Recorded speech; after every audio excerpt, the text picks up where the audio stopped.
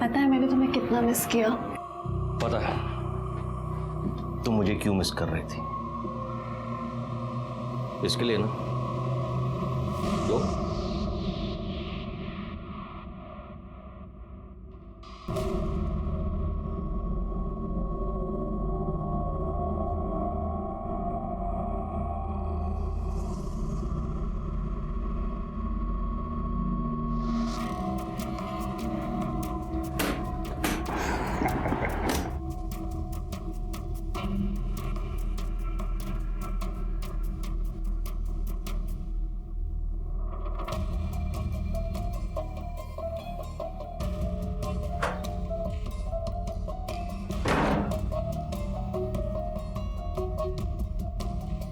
बहुत स्ट्रेस्ड लग रहे हो, तुम रिलैक्स करो, मैं तुम्हारे लिए ड्रिंक लाती हूँ।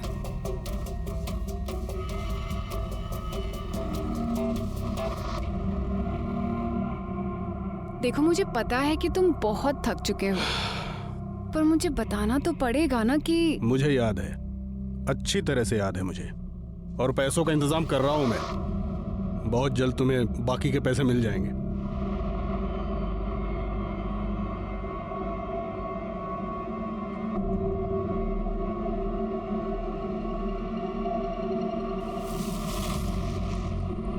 पहले मुझे मेरे पैसे दो, उसके बाद तुम्हें जो चाहिए होगा सब मिलेगा।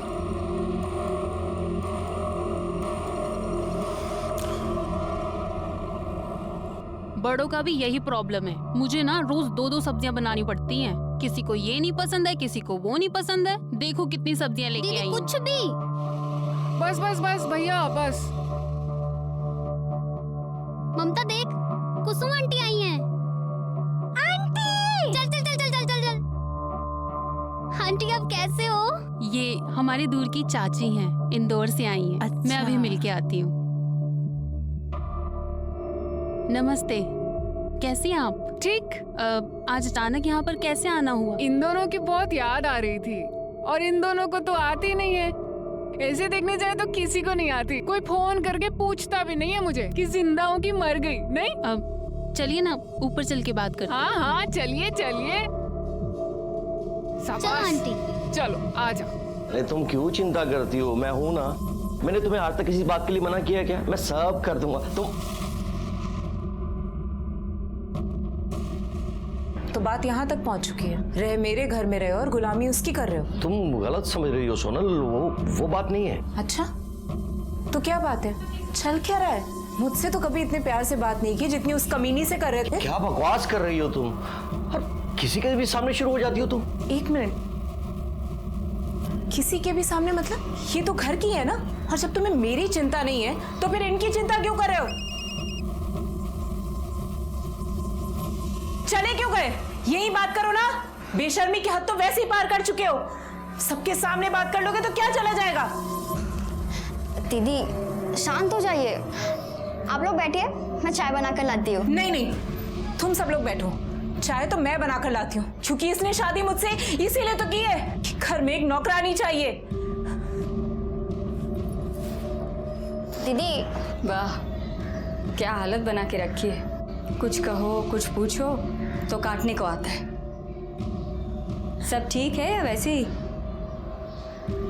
आप उधर चलो, मैं सब बताती हूँ। हुकुम सेठ, बस एक आखिरी बार पैसे दे दो। तुम्हें पैसे देने से अच्छा है मैं अपने ड्राइवर को पैसे दे दूं। कम से कम वापस तो मिल जाएंगे वहां से मुझे पैसे। माफ करना नहीं हो पाएगा।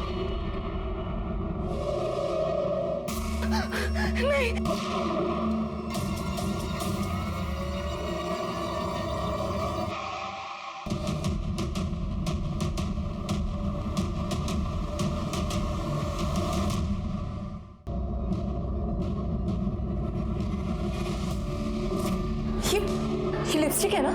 ये लिपस्टिक का दाग है ना? लिपस्टिक है ना ये रवि? लिपस्टिक? जीजू आज तो हद ही हो गई। अबे छोड़ो तुम लोग, नींद आ रही है मुझे, तंग मत करो। अच्छा तो बात यहाँ तक आ गई है। सवेरे सवेरे व्यायाम करने से मस्त फील होता है, अच्छा लगता है एकदम। वो देखो अरे बच्चे लोग, अरे क्या कर रहे हो तुम लोग? हाँ, अरे जिसकी गाड़ी होगी अगर उसने देख लिया ना तो बहुत मार पड़ेगी तुम लोगों को। अरे अंकल, ये किसी की गाड़ी नहीं है, 2 दिन से यहीं पे और कोई लेने भी नहीं आया।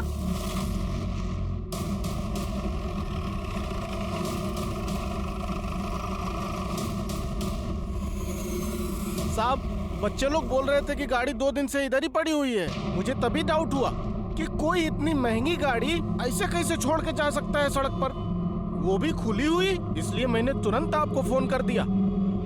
भाग, गाड़ी मध्ये चेक करा, काही पेपर्स वगैरह काय आहे का? ओके सर, कर दे। मैडम, आजूबाजूला चेक करा, काय भेटता है का? साहब, कार में बॉम्ब तो लगा के नहीं गया ना?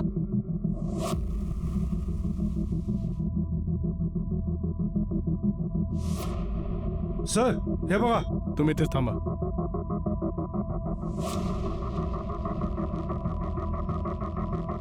ये देखिए सर, देसी रिवॉल्वर के बुलेट्स। इसका कनेक्शन इस गाड़ी के साथ है या फिर यहाँ पे कुछ और भी वारदात हुई है? फिलहाल इसे बैलिस्टिक के लिए भेज दो। सर, गाड़ी पूरी खाली है, कोई पेपर या डॉक्यूमेंट्स नहीं मिला।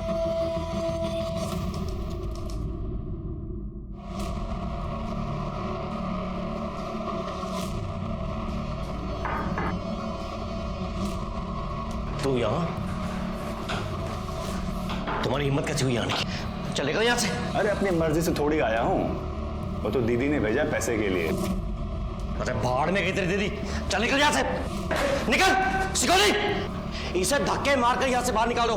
चल निकल, और आइंदा से दिखना नहीं चाहिए मेरे को, हैं? वरना तुम्हारी ख्याल नहीं। चल निकल। ये आपने ठीक नहीं किया जीजा जी।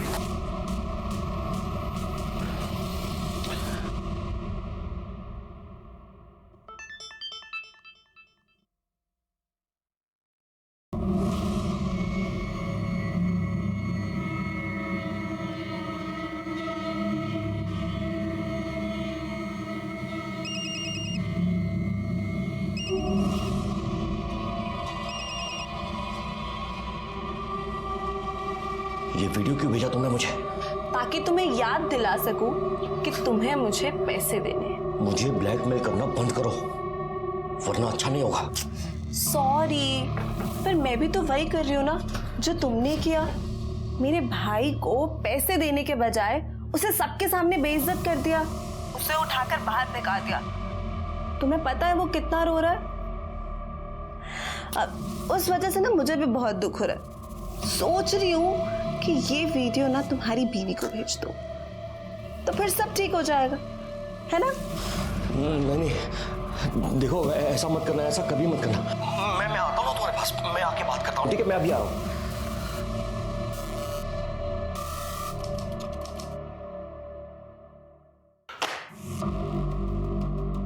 गायकवाड़, बैलिस्टिक रिपोर्ट से तो ये साबित होता है कि वो बुलेट्स किसी देसी रिवॉल्वर के ही हैं।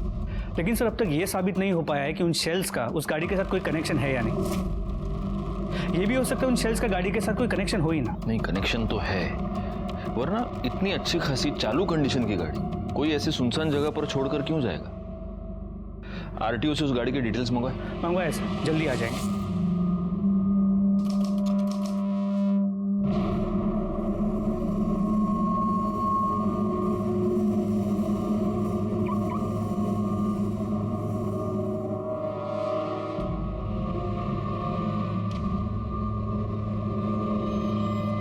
मुझे सिर्फ 2 दिन का टाइम दे दो। 2 दिन में मैं पूरे 1 करोड़ रुपए तुम्हें लाके दे दूंगा, लेकिन प्लीज मुझे इस वक्त सिर्फ 2 दिन का टाइम दे दो प्लीज। और अगर पैसे नहीं अरेंज हुए तो? तुम्हें जो अच्छा लगेगा ना तुम वो करना, और मैं तुम्हें कुछ नहीं बोलूंगा, प्रॉमिस। ठीक है। Thank you.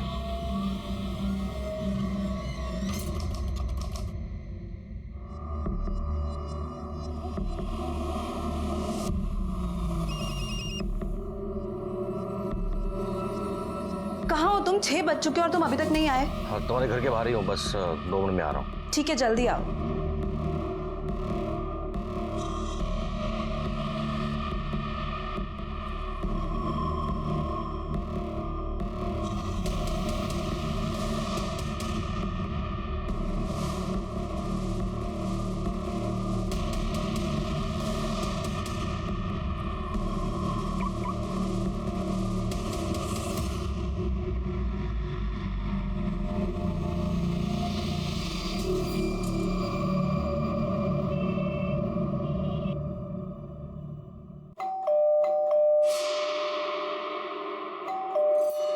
अरे कोई खोलता क्यों नहीं? कितनी देर से बेल बजा रही हूँ। अरे शशिकला ताई, कोई फायदा नहीं है। मैं 1 घंटे पहले डोरबेल बजा के गया हूँ। अरे पुलिस को बुला लेते हैं, 2 दिन से दरवाजा बंद है, इतनी गंदी बदबू आ रही है, पता नहीं अंदर क्या हुआ है।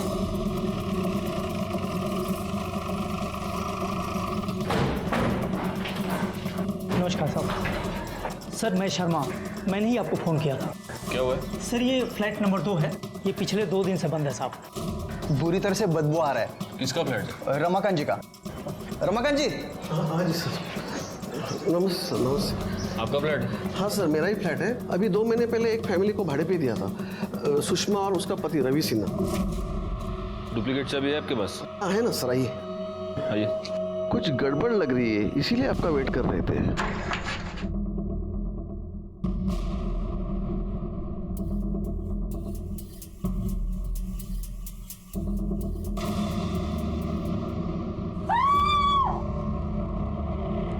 करोड़े, इन सबको बाहर निकालो।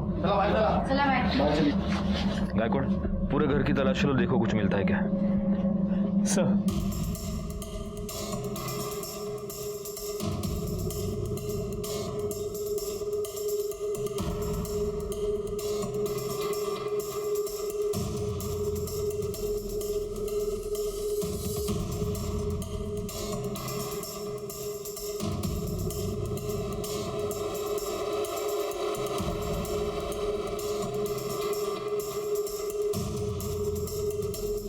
कुछ मिला? नहीं सर, कोई आईडी प्रूफ या कोई मोबाइल वगैरह कुछ नहीं है। सर ये बुलेट का शेल है, इसी से उस पर फायर किया गया है और मर्डरर ने बड़ी चालाकी से इस तकिए में से बुलेट फायर की है ताकि आवाज ना हो और वो अपना काम करके चुपचाप निकल जाए। एक काम करो गायकवाड़, रख दो उसको। इस शेल को बैलिस्टिक टेस्टिंग के लिए भेज दो और बॉडी को पोस्टमार्टम के लिए भेज दो। जी सर। सर इसके पति को तो मैंने भी 2-4 बार ही देखा था, ज़्यादातर अकेले ही रहती थी। मैंने 1-2 बार पूछा भी था तो बोली कि वो काम की वजह से ज़्यादातर बाहर ही रहते हैं। इसके पति का मोबाइल नंबर है तुम्हारे पास? हाँ हाँ है ना सर। गायकवाड़ बोला। सर रवि सिन्हा का नंबर स्विच ऑफ है। अच्छा सुनिए, एक्सक्यूज मी, आप में से किसी ने भी इस फ्लैट में इन पति पत्नी के अलावा किसी को आते जाते देखा है? हाँ सर, एक लड़का आता था, मैंने पूछा भी था कि ये कौन है, तो उन्होंने बोला कि भाई है मेरा। भाई? रमाकांत जी, आपको किसी ऐसे लड़के के बारे में कुछ पता है? जी नहीं सर। अच्छा, इस लड़के का कोई मोबाइल नंबर, एड्रेस किसी के पास? नहीं सर।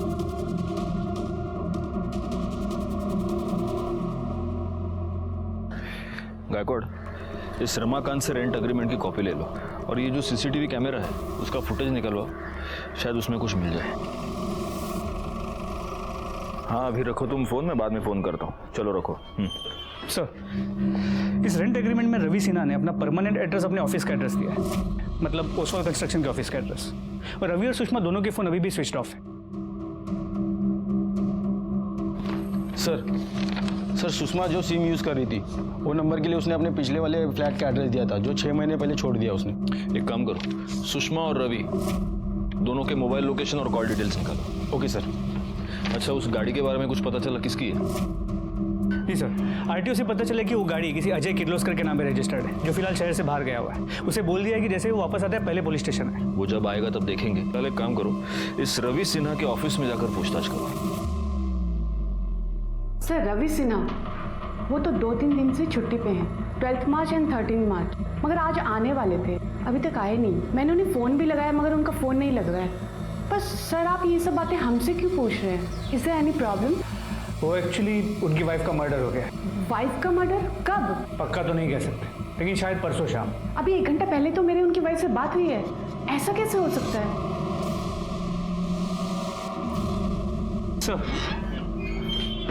सर एक कंफ्यूजन है। रवि सिन्हा के ऑफिस के एचआर से पता चला है कि उसकी एक्चुअल वाइफ का नाम तो सोनल सिन्हा है और वो भक्ति पार्क में रहती है अपनी दोनों बहनों के साथ। तो फिर ये सुषमा सिन्हा कौन है? सर मोबाइल फ़ोन के लोकेशन के मुताबिक रवि सिन्हा का फ़ोन 13 मार्च को शाम को 7 बजे शिवाजी नगर के भक्ति पार्क के आसपास बंद हुआ है। और सर सुषमा का फोन रात को 10:30 बजे उसके घर से भक्ति पार्क तक ट्रैवल करता दिख रहा है और उसका फोन रात को 11 बजे वही आसपास बंद हुआ है। अब इसकी जड़ तक पहुंचने के लिए हमें भक्ति पार्क ही जाना होगा, क्योंकि वहीं पर जाकर दोनों के फोन स्विच ऑफ हुए हैं और भक्ति पार्क में ही इसकी सो कॉल्ड ऑफिशियल वाइफ भी रहती है। चलो। क्या वहां भी नहीं पहुंचे? प्लीज आपको कुछ भी पता लगता है तो जल्दी बताइए।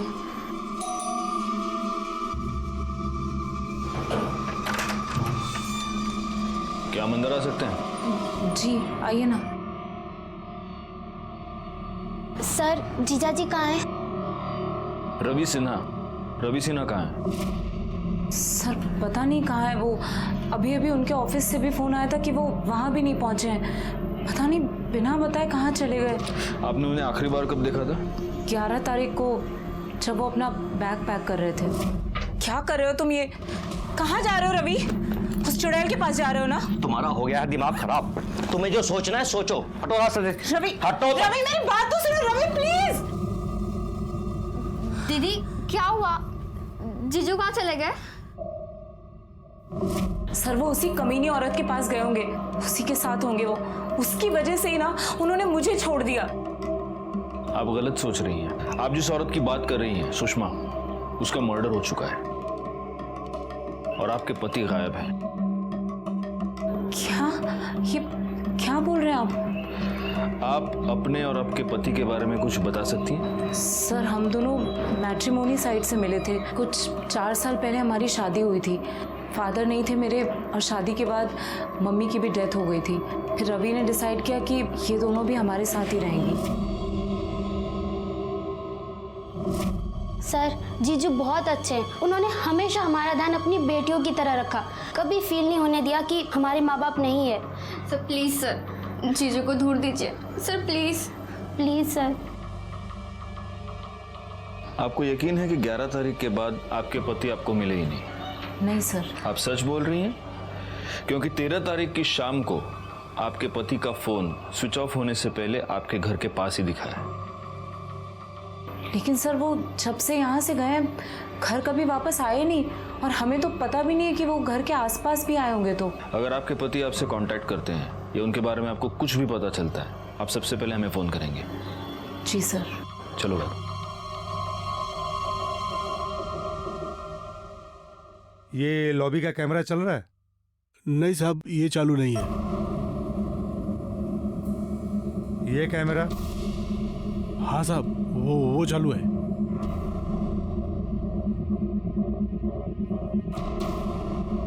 बैकवर्ड, मुझे इस कैमरे के 11 से 13 मार्च के बीच की सारी फुटेज चाहिए और वो सोनल और उसकी दोनों बहनें ममता और कामना, उनके मोबाइल लोकेशन और कॉल डिटेल्स वो भी निकलवाओ। सर तो सुषमा की पोस्टमार्टम रिपोर्ट के मुताबिक उसकी मौत 13 मार्च को रात 10 और 11 के बीच हुई है और उस पर फायर किए गए बुलेट्स और घर में मेरे बुलेट शेल के बैलिस्टिक रिपोर्ट से ये कंफर्म हुआ है कि उसके मर्डर में high and Smith and Wesson gun इस्तेमाल हुई है। गायकवाड़, सुषमा के घर में हमें फोर्स्ड एंट्री का कोई भी निशान नहीं दिखा। इसका मतलब उसका मर्डर किसी ऐसे आदमी ने किया है जिसको वो जानती थी और हो सकता है कि वो आदमी रवि सिन्हा ही हो। रवि सिन्हा का फोन शाम को 7 बजे स्विच ऑफ हो गया भक्ति पार्क में। इसलिए अब हमें यह पता लगाना मुश्किल है कि जब सुषमा का मर्डर हुआ तब रवि सिन्हा कहाँ था। सर हमें जो लावारिस कार मिली थी उसका ओनर आ गया। मैंने तो सिन्हा के एजेंट को सारे डॉक्यूमेंट दिए थे, पता नहीं उसने अब तक ट्रांसफर क्यों नहीं किया। एक मिनट, आपने ये गाड़ी रवि सिन्हा को बेची थी? हाँ सर, कोई प्रॉब्लम है क्या?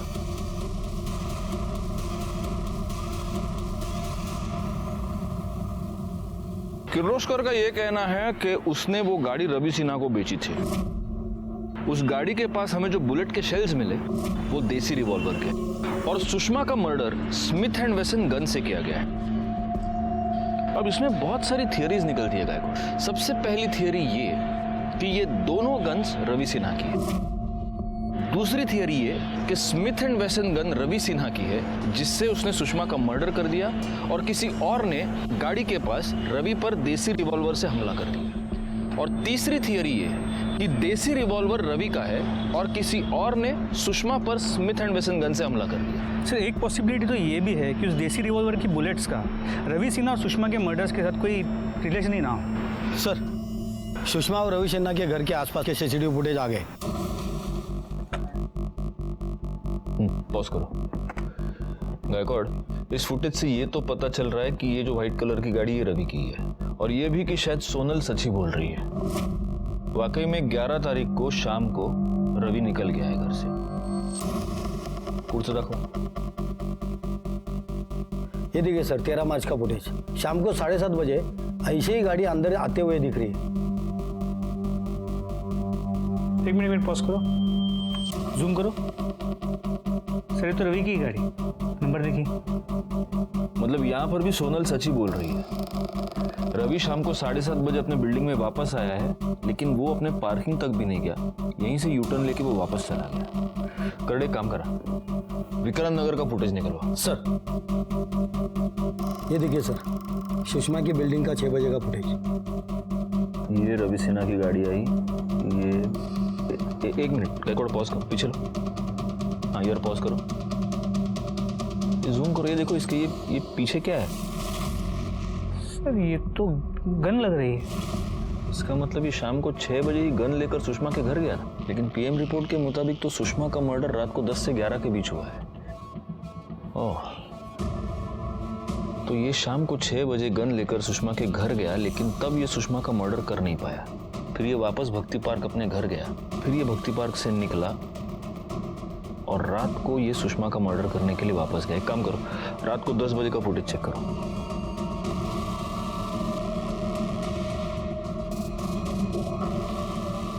ऐसे कैसे हो सकता है? मतलब रात को रवि सिन्हा वापस आया ही नहीं। सर सुषमा की बिल्डिंग में पीछे से भी एक एंट्रेंस है। यहाँ पे लाइट्स ज़्यादा नहीं है, काफ़ी अंधेरा होता है, और वहाँ पे सीसीटीवी कैमरा भी नहीं। हो सकता है कि रवि सिन्हा वहाँ से आया। इस केस में हमारे पास थियरी की कोई कमी नहीं थी, लेकिन सबूत की कमी थी। वैसे रवि सिन्हा के मोबाइल लोकेशन से हमें काफ़ी कुछ बातें पता चली थी। 11 तारीख की रात को रवि सिन्हा इंदौर गया। 11 तारीख की रात से लेकर 12 की सुबह तक ट्रैवल करके वो इंदौर पहुंचा। 13 की सुबह वो इंदौर से वापस निकला और शाम तक पुणे आया। जिन बच्चों और बुजुर्गों को रवि की गाड़ी मिली थी, उन्होंने यही बताया था कि 13 तारीख की रात से वो गाड़ी वहीं पर थी। ममता, कामना और सोनल के मोबाइल रिकॉर्ड से ये पता चला कि ये तीनों औरतें 13 तारीख की रात से लेकर अगले दिन सुबह तक अपने घर पर ही थी। वैसे ममता और कामना के मोबाइल रिकॉर्ड्स में हमें एक नंबर मिला था जो इंदौर का था, और जिस नंबर पर ये दोनों लड़कियां लगातार टच में थी, और ये नंबर कुसुम सिन्हा नाम की किसी औरत के नाम पर रजिस्टर्ड था। एक और इंटरेस्टिंग फैक्ट ये पता चली थी कि कॉलेज में ममता और कामना का नाम सिन्हा नाम से रजिस्टर्ड था, लेकिन अगर वो सोनल की बहनें थी तो उनका नाम पांडे होना चाहिए था। सर कामना और ममता मेरी बहनें नहीं हैं। बहन नहीं है तो फिर क्या है? बेटियां हैं। क्या? सगी नहीं, सौतेली बेटियां हैं। मतलब? रवि की पहली बीवी कुसुम है, कामना और ममता उन्हीं की बेटियां हैं। तो फिर आपने इन्हें अपनी बहन बनाने का नाटक क्यों किया? सर रवि इंदौर के पास एक गांव से हैं। 10 साल पहले कुसुम के साथ उनकी प्रॉब्लम की वजह से उन्होंने कुसुम को डिवोर्स दे दिया था और वो पुणे शिफ्ट हो गए थे। फिर करीब 4 साल पहले हमारी मुलाकात एक मैट्रिमोनी साइट पे हुई। फिर हम दोनों ने शादी कर ली। उन्होंने मुझे अपनी पहली बीवी से हुए बच्चों के बारे में बताया था और वो उनके फ्यूचर को लेके भी काफ़ी परेशान थे। फिर मैंने उनसे कहा कि क्यों ना हम बच्चों को यहाँ पुणे ले आएं और बेटर फ्यूचर देने की कोशिश करें, तो वो मान गए। और फिर मैं खुद कुसुम दीदी से बात करने इंदौर गई थी। दीदी इंदौर थोड़ा छोटा सिटी है, पुणे में इन लोगों के लिए अपॉर्चुनिटीज़ थोड़ी ज़्यादा हैं और इनका फ्यूचर भी सिक्योर हो जाएगा। और मैं आपसे प्रॉमिस करती हूँ इन्हें किसी भी चीज़ की कोई कमी नहीं होगी। और आप तो यहाँ हैं ही, आप जब भी चाहें पुणे इनसे मिलने आ सकती हैं। महान बनने की कोशिश कर रही है ना। पहले मेरे पति को छीन लिया, मेरे बच्चों को छीनने आई। तेरी ना महानता में निकाल। चल यहाँ से, मेरे घर में घुसने की कोशिश मत कर। चल यहाँ से। बढ़िया। हमने इन्हें खुद कांटेक्ट किया और फिर जैसे तैसे माँ को भी मना लिया। पापा चले? हाँ चलते हैं। तब से ये दोनों यहाँ रहने लगी और रवि तो आज भी कुसुम दीदी को उनका खर्चा देते हैं। नहीं, लेकिन अभी भी मेरे एक बात समझ में नहीं आ रही कि रवि अपनी ही बेटियों को अपनी सालिया बनाकर यहाँ पर क्यों रख रहा था? सर उन्हें लगता था कि अगर वो इन्हें अपनी बेटियां बताएंगे तो उनके करियर में प्रॉब्लम हो सकती है। उनके ऑफिस में कोई नहीं जानता था कि उनकी पहले भी एक शादी हो चुकी है और उससे उन्हें बच्चे हैं। खैर 11 तारीख के बाद रवि ने आपसे कांटेक्ट करने की कोई कोशिश की? उसकी कोई खबर? नहीं सर। हाँ बोलो। ठीक है हम वहाँ आते हैं। सर एक आदमी की डेड बॉडी मिली है। कहाँ पर? सर उस दिन में जो गाड़ी मिली थी उसके पास एक मटन शॉप है, उसके पीछे। ये रुक, पुलिस आ गई, फोन रख। साहब मैं रमजान, मैं ही आपको फोन किया था। आओ पीछे की साइड।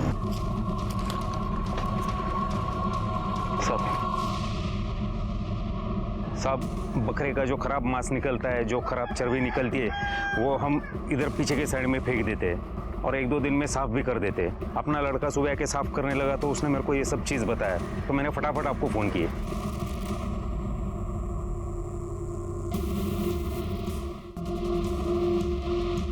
सर पेट पे मल्टीपल स्टैबिंग की गई और शायद मौत की वजह भी यही है और चेहरा भी बुरी तरह कुचला गया है।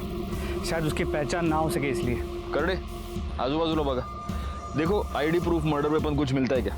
रिकॉर्ड इसका और कामना और ममता का डीएनए मैच करके देखो। मेरा सिक्स सेंस ये कह रहा है कि शायद ये रवि सिन्हा है।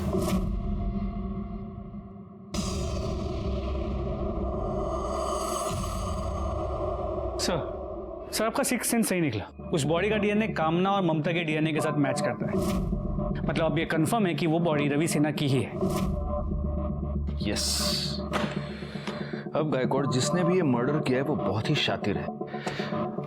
उसने रवि सिन्हा को स्टैब करने के बाद उसका चेहरा पूरी तरह से बिगाड़ दिया और उसकी बॉडी जानबूझकर बूचड़ खाने के पीछे फेंक दी ताकि बॉडी की स्मेल उस बूचड़ खाने के पीछे पड़े मांस के स्मेल से मिक्स हो जाए और मर्डरर साफ बच जाए।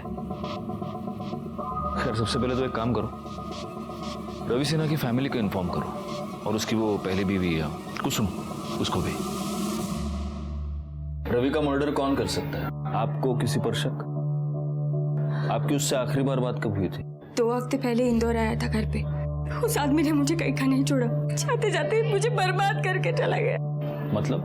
12 तारीख को घर पर आया था, मुझे बोला कि अरे नहीं, मैं झूठ नहीं बोल रहा हूँ। मैं खुद बच्चों के लिए इतना कुछ कर रहा हूँ ताकि उनका फ्यूचर बन सके, वो अपने पैरों पे खड़े हो सके।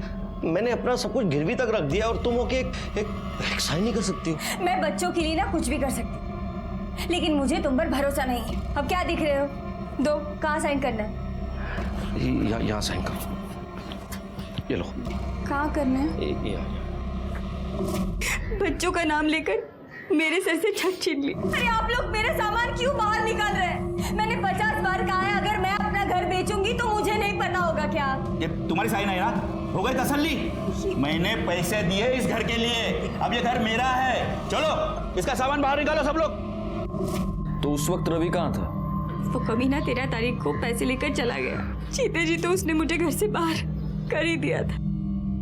मेरा एक आखिरी सहारा था, वो भी मुझसे छीन लिया। हाँ, पैसे लेके निकल गया। ठीक है। विक्रांत नगर में मिली एक औरत की लाश। पुलिस को उस औरत के पति पर शक था, पर वो पति मर चुका है। तो आखिर में कौन है इन दोनों कत्ल के पीछे?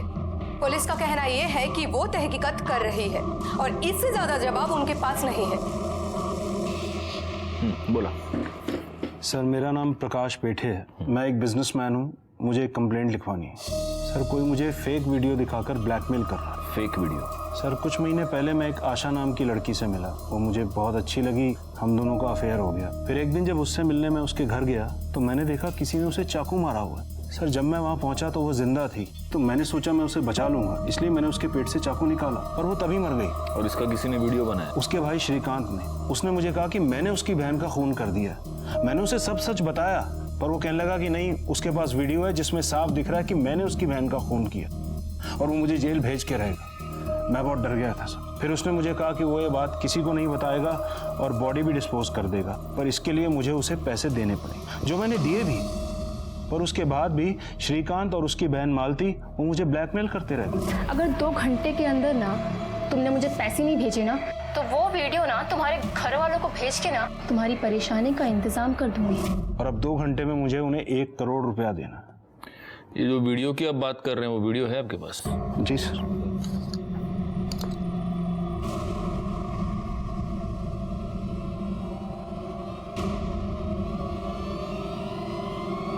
एक मिनट, इस वीडियो में ये जो लड़की दिख रही है, ये क्या नाम बताया ना? आशा जी। नहीं, आशा नहीं, ये तो सुषमा है और इसका मर्डर 13 तारीख को हुआ है। एग्जैक्टली सर, मैं भी यही कह रहा हूँ। एक लड़की 2 बार कैसे मर सकती? बैकवर्ड, ये कोई बहुत बड़ा स्कैम लग रहा है। मतलब सुषमा ने आपको झूठे प्यार के जाल में फंसाया, फिर उसका फेक मर्डर किया गया और इसके फेक मर्डर के लिए अब इसका वो सो कॉल्ड भाई और बहन आपको ब्लैकमेल कर रहे हैं। बैकवर्ड, अब हम भी एक जाल बिछाते हैं, उस जाल में शायद ये असली कल्प्रिट पकड़े जाएं।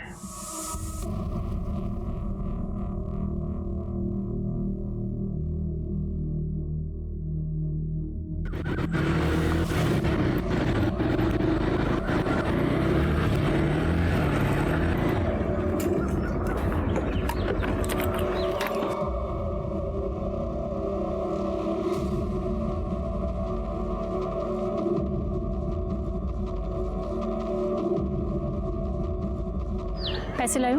लाया हूँ।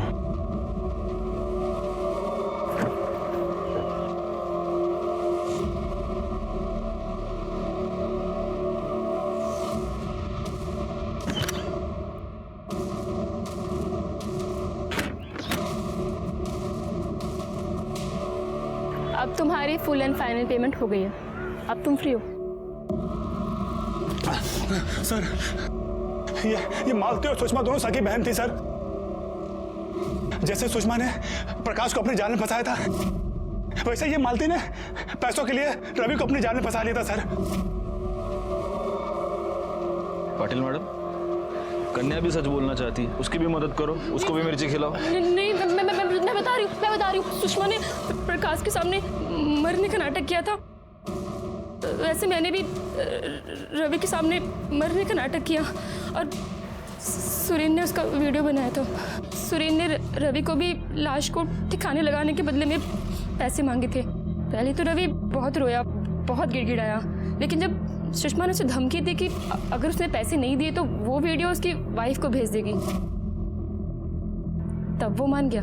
तो सुषमा और रवि की वाकई में शादी हुई थी? नहीं सर, वो लोग झूठ बोलकर विक्रांत नगर में रहते थे। अरे तोरे, तू सच में इनका भाई है क्या? नहीं सर, मैं इनका कोई भाई नहीं था। इनसे हमारा कोई रिश्ता ही नहीं था सर। इन लोगों ने हमको पैसों के लिए हार किया था। तो जिस दिन सुषमा की मौत हुई तो उसके साथ था? हाँ सर, साथ में था सर, लेकिन 9:45 तक मैं वहां से निकल गया था।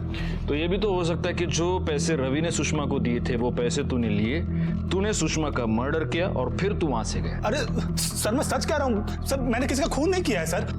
हाँ सर, ये सही बोल रहा है, इसने नहीं मारा उसे। उस दिन 10 बजे के तकरीबन रवि का दिया हुआ 1 करोड़ रुपए लेके वे मेरे पास आया था। सुषमा की मौत की वजह से हम लोग फंस सकते थे, इसलिए हमने सोचा कि हम लोग प्रकाश से 1 करोड़ रुपया और निकलवाएंगे और हमेशा के लिए पुणे छोड़ देंगे। हाँ सर, ऐसा ही प्लान किया था हम लोगों ने। रवि के पास सुषमा के मर्डर का मोटिव था, लेकिन पोस्टमार्टम रिपोर्ट के मुताबिक रवि की मौत 13 तारीख को शाम 6 से 8 के बीच हुई थी, जबकि सुषमा की मौत 13 तारीख को रात 10 से 11 के बीच, यानी रवि सुषमा से पहले मर चुका था। रवि की मौत ने उसे इनोसेंट साबित कर दिया। ना ही रवि के केस में हमारे पास कोई क्लू था और ना ही सुषमा के। तभी हमने कामना के कॉल रिकॉर्ड से वो नंबर निकाले जिनसे वो लगातार टच में थी। उसमें से एक नंबर 13 तारीख को शाम 5 बजे से लेकर रात को 11 बजे तक उसके घर के पास एक्टिव था। जब हमने पूछताछ की तो हमें ये पता चला।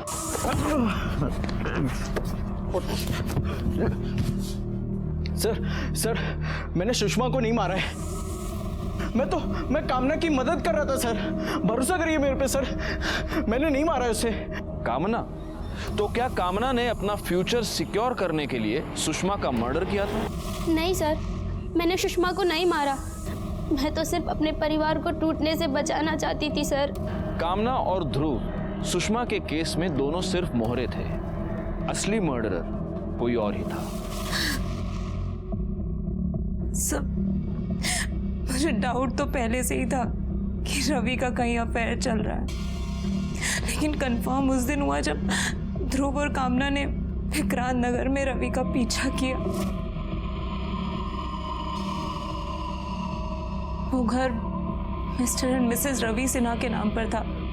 मुझे लगा रवि ने सुषमा से शादी कर ली है। सुषमा को किसी भी हाल में अपने रास्ते से हटाना चाहती थी, इसीलिए मैंने ध्रुव की मदद ली, क्योंकि ध्रुव रिच और पावरफुल फैमिली से बिलोंग करता है। फिर मुझे ध्रुव ने वो गन लाकर दी जिससे मैंने सुषमा को मारा। 13 तारीख की शाम को हम तीनों ने अपना फोन साइलेंट पे करके घर पे ही छोड़ दिया था। फिर हम लोग प्लान के मुताबिक सुषमा के घर के बाहर पीछे के रास्ते से पहुंचे।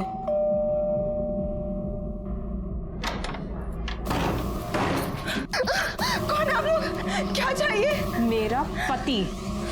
सुषमा को मारने के बाद मैंने उसका फोन उठाया और अपनी बिल्डिंग के पास लाकर डिस्ट्रॉय कर दिया। मैंने इस शादी को बचाने के लिए क्या कुछ नहीं किया सर, लेकिन उसने उस सुषमा से शादी करने से पहले मेरे बारे में एक बार भी नहीं सोचा। सोनल, तुम्हारी जानकारी के लिए बता देता हूं, रवि और सुषमा की शादी कभी नहीं हुई थी। सुषमा, उसका भाई और उसकी बहन मालती, तीनों ने मिलकर रवि को झूठे प्यार के जाल में फंसाया था और वो तीनों उसे ब्लैकमेल कर रहे थे। सुषमा का मर्डर केस तो सॉल्व हो गया, लेकिन रवि का मर्डर किसने किया? सोनल अपने पति का मर्डर नहीं कर सकती क्योंकि वो अपने पति को अपने पास वापस लाना चाहती थी, और इन दोनों लड़कियों का तो उनके बाप के अलावा कोई फ्यूचर ही नहीं था। समझ में नहीं आता रवि को मारने का मोटिव किसके पास था।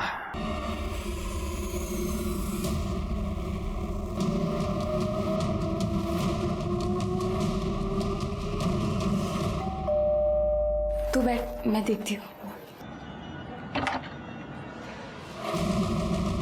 जी विवेक,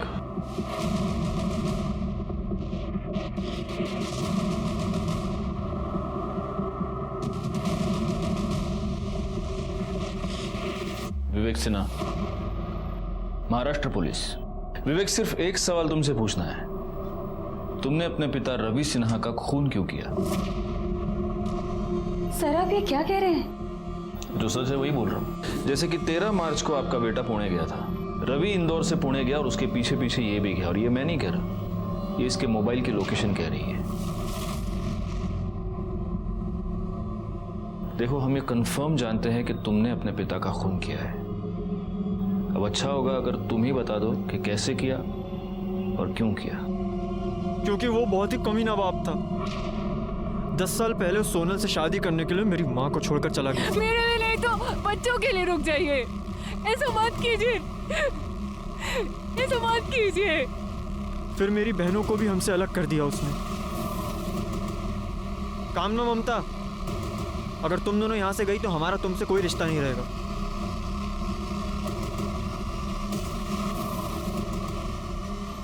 मैं सब कुछ भूल जाता, लेकिन उन्होंने मेरी माँ के साथ गलत किया और हमारा घर बेच दिया।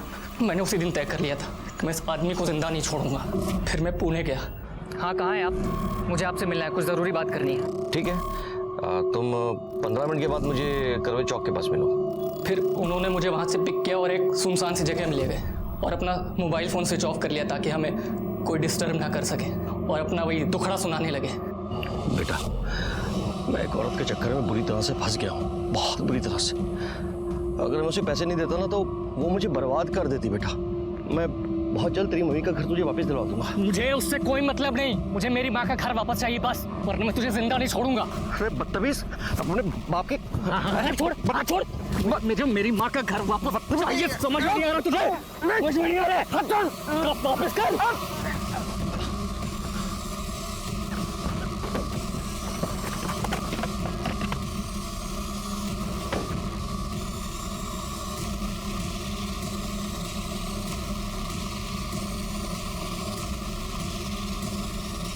आगे मत बढ़ो वरना मैं सचमुच गोली मार दूंगा। कुचड़ खाने के पीछे फेंक दी। चाकू मैंने रास्ते में एक नदी में फेंक दिया था।